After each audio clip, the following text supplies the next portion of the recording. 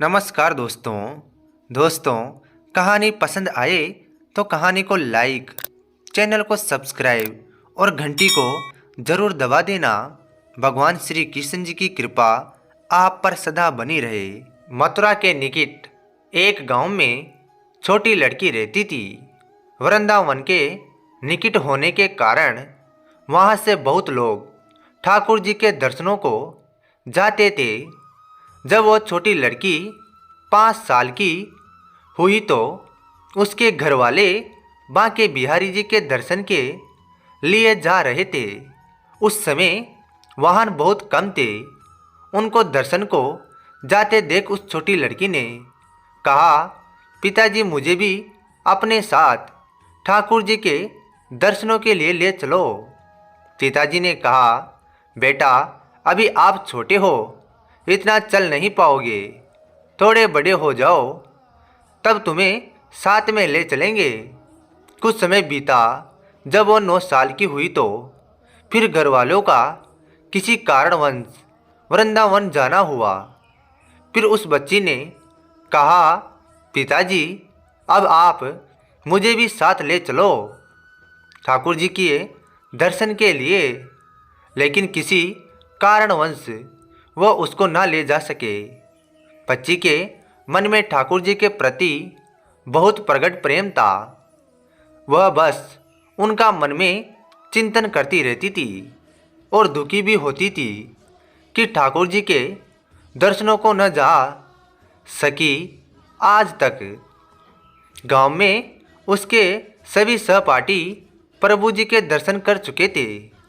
जब वह सब ठाकुर जी के मंदिर और उनके स्मरण का वर्णन करते तो इस बच्ची के मन में दर्शन की ललक और भी बढ़ जाती। समय अपने पंख लगा के उड़ता गया। कहीं अवसर मिल जाने के बाद भी शायद उसके भाग्य में ठाकुर जी के दर्शन नहीं लिखे थे। जब वह 21 साल की हुई तो उसके पिताजी को उसके विवाह की चिंता हो गई। उसका विवाह तय हो गया। संयोग कहो या उसका ठाकुर जी के प्रति प्रेम, उसका विवाह वृंदावन के सबसे पास वाले गांव में हो गया। वह लड़की बहुत प्रसन्न थी कि अब तो उसको भी ठाकुर जी के दर्शन होंगे। जब विवाह संपन्न हुआ तो वह अपने ससुराल गई। फिर रस्म निभाने के लिए वापस अपने घर आए। 1-2 दिन बाद वो और उसके पति जब वापस अपने घर जा रहे थे तो बीच में यमुना नदी पर उसके पति बोले, तुम कुछ देर इधर बैठो, मैं यमुना में स्नान करके आता हूँ। उस लड़की का चिंतन अब ठाकुर जी के तरफ चला गया और सोचने लगी कि कब ठाकुर जी के दर्शन होंगे। उस लड़की ने लंबा घूंघट निकाल रखा था क्योंकि गांव है, ससुराल है, और वहीं बैठ गई। फिर वह मन ही मन विचार करने लगी, देखो ठाकुर जी की कितनी कृपा है। उन्हें मैंने बचपन में भजा और दर्शन के लिए ललायित हुई। उनकी कृपा से अब मेरा विवाह श्री धाम वृंदावन में ही हो गया। मैं इतने सालों से ठाकुर जी को मानती हूँ पर अब तक उनसे कोई भी रिश्ता नहीं जोड़ा। फिर सोचने लगी, ठाकुर जी की उम्र क्या हो सकती है। मेरे हिसाब से लगभग 17 वर्ष के ही होंगे।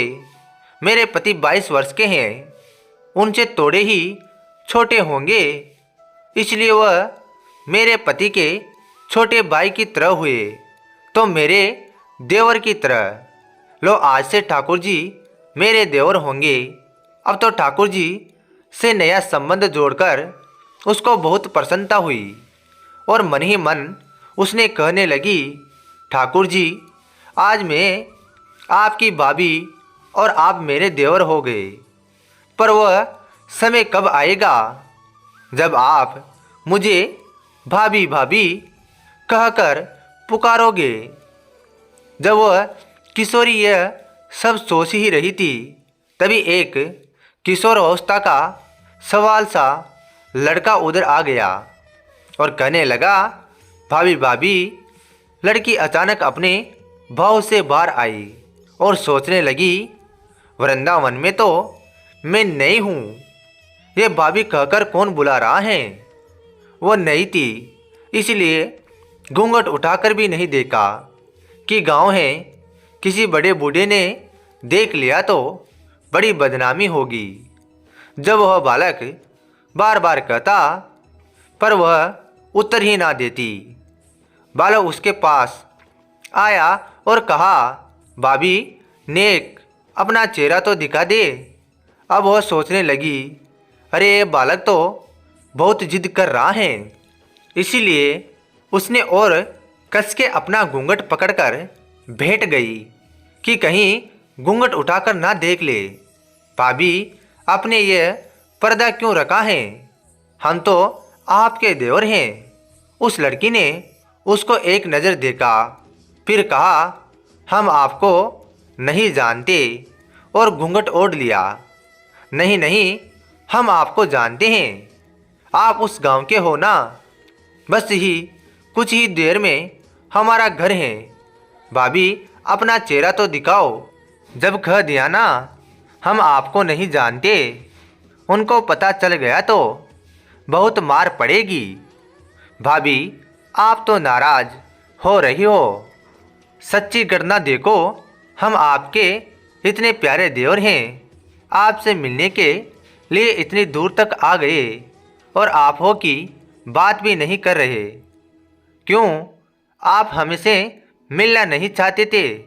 और इतना कहते ही उस लड़के ने घूंघट खींच लिया और चेहरा देख और भाग गया।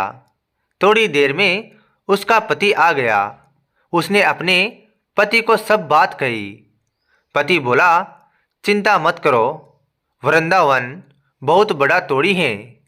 कभी भी किसी गली में लड़का मिल गया तो हड्डी पसली एक कर दूंगा, फिर कभी भी ऐसा नहीं कर सकेगा। तुम्हें जब भी और जहाँ भी दिखे मुझे ज़रूर बताना। फिर दोनों घर चले गए। कुछ दिन बाद उसकी सासू माँ ने अपने बेटे से कहा, बेटा देख तेरा विवाह हो गया, अब बहू मायके से भी आ गई, पर तुम दोनों अभी तक बांके बिहारी जी के दर्शन के लिए नहीं गए। कल तुम जाकर बहू को ठाकुर जी के दर्शन कराकर लाना। अगले दिन दोनों पति और पत्नी ठाकुर जी के दर्शन के लिए मंदिर जाते हैं। मंदिर में बहुत भीड़ थी। लड़का कहने लगा, देखो तुम स्त्रियों के साथ आगे जाकर दर्शन करो, मैं आता हूँ। जब वो आगे गई पर घूंघट नहीं उठाया। उसको डर लगता कोई बड़ा बूढ़ा देखेगा तो कहेगा कि नहीं बहू बिना घूंघट के घूम रही हैं। बहुत देर हो गई तो पीछे से पति ने आकर कहा, अरे बावली ठाकुर जी सामने हैं, घूंघट काहे को ना ही खोले। घूंघट ना ही खोलोगी तो प्रभु जी के दर्शन कैसे करेगी। अब उसने अपना घूंघट उठाया और जो बांके बिहारी जी की ओर देखा तो बांके बिहारी जी की जगह वही बालक मुस्कुराता हुआ दिखा तो वह चिल्लाने लगी, सुनिए ओ जी जल्दी आओ। पति जल्दी से भागा भागा आया और बोला, क्या हुआ। लड़की बोली, उस दिन जो मुझे भाभी भाभी कहकर भागा था ना, वह लड़का मिल गया। पति ने कहा, कहाँ है, अभी उसे देखता हूँ, बता जो। उसने ठाकुर जी की और इशारा करके बोली, ये रहा, आपके सामने ही तो है। उसके पति ने जब देखा तो हावक ही रह गया और वहीं मंदिर में ही अपनी पत्नी के चरणों में गिर पड़ा और बोला, तुम बहुत ही धन्य हो। वास्तव में तुम्हारे हृदय में सच्चा भाव ठाकुर जी के प्रति है। हम इतने वर्षों से वृंदावन में हैं, पर आज तक हमें उनके दर्शन नहीं हुए और तेरा भाव इतना सच्चा है कि ठाकुर जी ने तुझे दर्शन दे दिए। ठाकुर जी से सच्चे प्रेम से जो भी रिश्ता निभाओ तो ठाकुर जी उसे निभाते हैं। जैसे इस कहानी में ठाकुर जी ने देवर का संबंध निभाया। तो दोस्तों, कहानी कैसी लगी कमेंट करके ज़रूर बताना, और वीडियो को लाइक, चैनल को सब्सक्राइब और घंटी को ज़रूर दबा देना। धन्यवाद दोस्तों।